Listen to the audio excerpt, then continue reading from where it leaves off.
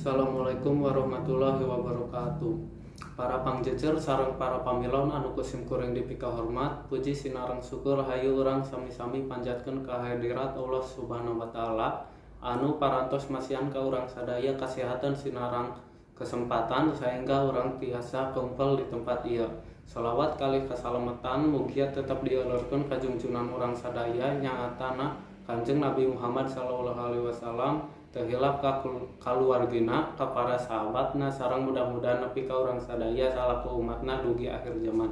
Amin. Tepangkeun wasta abdi dafa simkuring ngagem pancen jante panunggu catur tehilap ngaturkeun rewu nuhun ka para pangjejer sarta pamilon anu parantos kersa hadir dina ieu kumpulan kanggo ngadiskusikeun ngeunaan pentingna menangkal hoaks.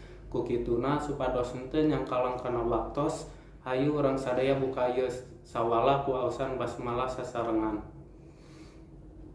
Para pangjejer sareng pamilon anu kusim kuring dipika hormat, sataacan nincak kana acara nu salajengna supados teu disaha-saha simkuring seja nepangkeun para pangjejer nu bade ngadugikeun kumandangna pangjejer nu kahiji nyaeta Bapak Alif di Jati 7 Kabupaten Majalengka, Bogor kaping 1 Januari 1868 mangteuna mangrupikeun lulusan sarjana komunikasi. Wilujeng encing Bapak hatur nuhun kana kasumpinganna anu kadua nyaeta Haji Reja anu asalna ti Cigasong Kabupaten Majalengka, Bogorna kaping 31 Desember tahun 1868 manteuna mangrupikeun Ketua BMKG di Majalengka. Wilujeng enjing Bapak hatur nuhun kana kasumpinganana. Hadirin supados urang leuwih neleman ngeunaan jejer anu bade dibahas urang sadaya, hayu urang regepkeun kamandang ti para pangjejer.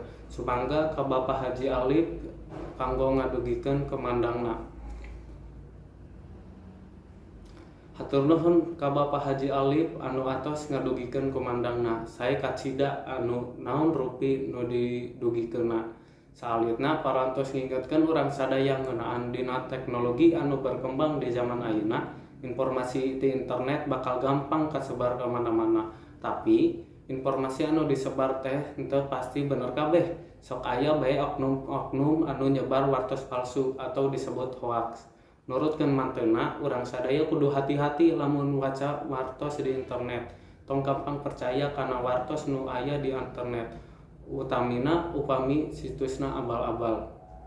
Lamun urang nimu barita anu nyingsinan urang sapertos wartos tsunami 20 meter anu bakal ngelingitkeun Pulau Jawa, urang ulah langsung percaya. Urang kudu ngecek kabeneranana. Kumargi kitu hayu urang lajengkeun wae sawala anu salajengna ka Bapak Haji Reja. Bapak Haji Reja dihaturkeun kanggo ngadugikeun kumandangna. Hatur nuhun ka Bapak Haji Reja anu atos ngadugikeun kumandangna. Nurutkeun manteuna hasil diskusi manteuna sareng anggota BMKG di Majalengka, tsunami 20 meter anu bakal ngalingitkeun Pulau Jawa teh masih dina bentuk potensi atau prediksi. Kemungkinan bakal terjadi tsunami-na oge leutik. Jadi ulah gampang percaya lamun aya wartos anu nyingsiran urang sadaya. Kulantaran waktosna anu sakedik, salajengna simkuring bade ngawatesan kanggo pamilon nu bade tumaros kedah ngacungkeun pananganana terus nyebatkeun namina.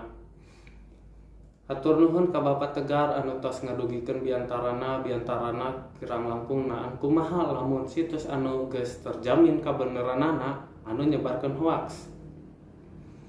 Hatur nuhun ka Bapak Haji Alif anu parantos ngalower patarosan ti Bapak Tegar. Anu isi waleranan nyaeta urang ulah kapaku ku hiji situs.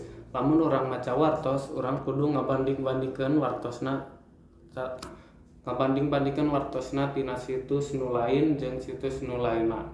Teu karaos ieu acara teh parantos rengse.